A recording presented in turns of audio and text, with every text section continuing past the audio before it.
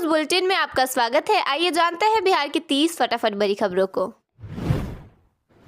बिहार के सरकारी स्कूलों में मिड डे मील की निगरानी अब डिजिटल तरीके से होगी। ई शिक्षा कोष के नए ऐप से बच्चों की फेस स्कैनिंग होगी और उनकी वास्तविक संख्या के आधार पर ही राशन मिलेगा। सुबह 11 बजे तक डेटा अपलोड नहीं करने पर प्रधानाध्यापक पर कार्रवाई होगी। पटना में ट्रैफिक जाम से राहत देने वाली परियोजना अब जल्द शुरू हो सकती है। मीठापुर सिपारा का 2.1 किमी एलिवेटेड रोड लगभग तैयार है। 15 अगस्त से इस पर गाड़ियों के दौड़ने की संभावना है। इससे दक्षिण पटना से शहर का सफर काफी आसान और तेज हो जाएगा। बिहार के 22 में से 15 जिले बाढ़ से प्रभावित हैं और करीब 2000 गांव हाई रिस्क जोन में हैं। मुख्यमंत्री सम्राट चौधरी ने जानकारी दी है कि उत्तर बिहार में सिंचाई का दायरा बढ़ाकर 32 लाख हेक्टेयर कर दिया गया है तथा गंगा, गंडक और कोसी नदियों को पूरी तरह व्यवस्थित करने की योजना पर काम किया जा रहा है। मुख्यमंत्री सम्राट चौधरी ने मानव तस्करी के खिलाफ सख्त कार्रवाई का ऐलान किया है। उन्होंने कहा कि बिहार से गायब हुए बच्चों और महिलाओं को वापस लाकर उनका पुनर्वास किया जाएगा। सीएम ने कहा कि यह सरकार के लिए एक चुनौती है, लेकिन इस दिशा में गंभीरता से काम किया जाएगा। पटना का जेपी गंगा पथ अब युवाओं का पसंदीदा डेस्टिनेशन बन गया है, जहां खूबसूरत गंगा किनारे का अनुभव मिलता है। शाम के समय डूबते सूरज की सुनहरी रोशनी में यह जगह बेहद आकर्षक लगती है। यहां की हरियाली और फूलों की महक सुकून भरा माहौल बनाती है।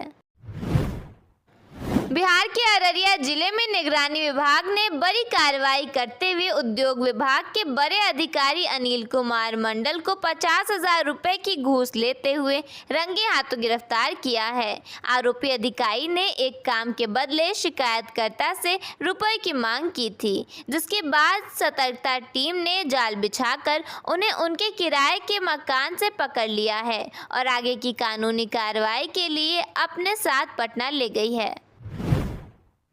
बिहार के सहरसा जिले में डीपीओ अजीत अमर के 4 ठिकाने पर ईओयू की रेड पड़ी है। छापेमारी के बाद डीपीओ की काली कमाई उजागर हुई है।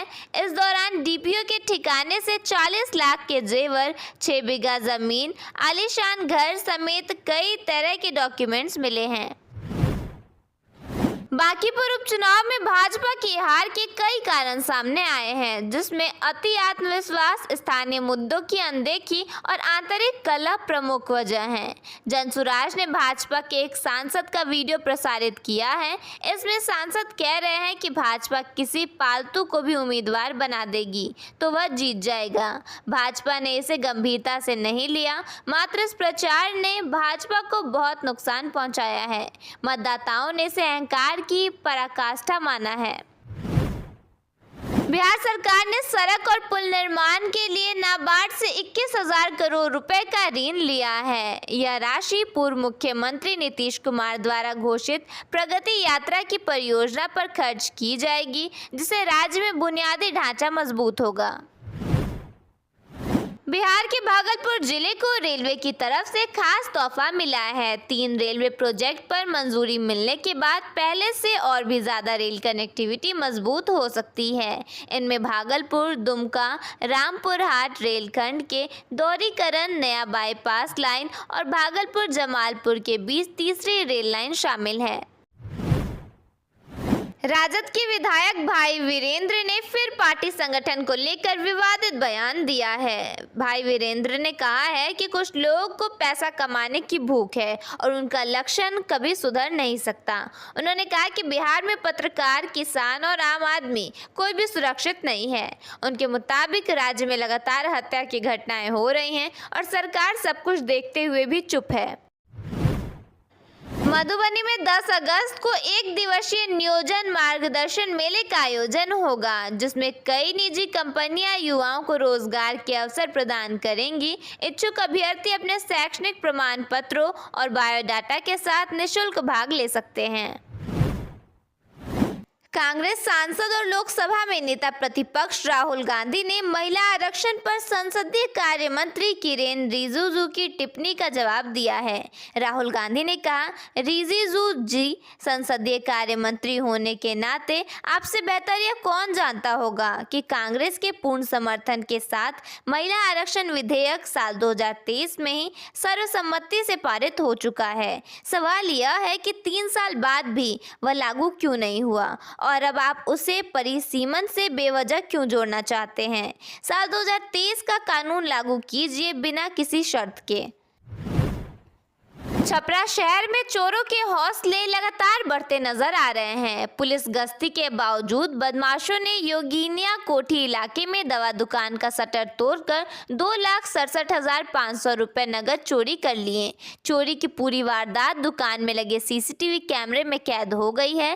खास बात यह है कि घटना के समय पुलिस की गश्ती गाड़ी घटनास्थल से करीब 50 कदम की दूरी पर छपरा कचहरी स्टेशन के पास मौजूद थी। इसके बावजूद चोर वारदात को अंजाम देकर फरार हो गए। सीतामढ़ी में मां जानकी मंदिर का निर्माण कार्य तेजी से चल रहा है। मंदिर के वर्ष 2028 तक बनकर तैयार होने की बात कही गई है। मंदिर के निर्माण पर 882 करोड़ 72 लाख रुपए की लागत आ रही है। नेता प्रतिपक्ष तेजस्वी यादव ने मुख्यमंत्री सम्राट चौधरी पर निशाना साधते हुए उन्हें रबर स्टैंप बताया है। तेजस्वी ने आरोप लगाया कि बिहार की सरकार दिल्ली से चल रही है।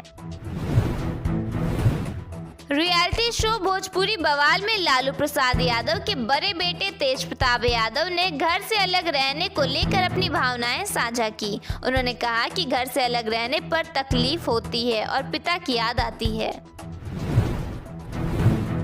पूर्णिया सांसद पप्पू यादव ने जनसुराज के संस्थापक प्रशांत किशोर पर निशाना साधा है। उन्होंने प्रशांत किशोर को बहरूपिया बताया और कहा कि वह विपक्ष के कारण एक्सीडेंटल एमएलए बने हैं।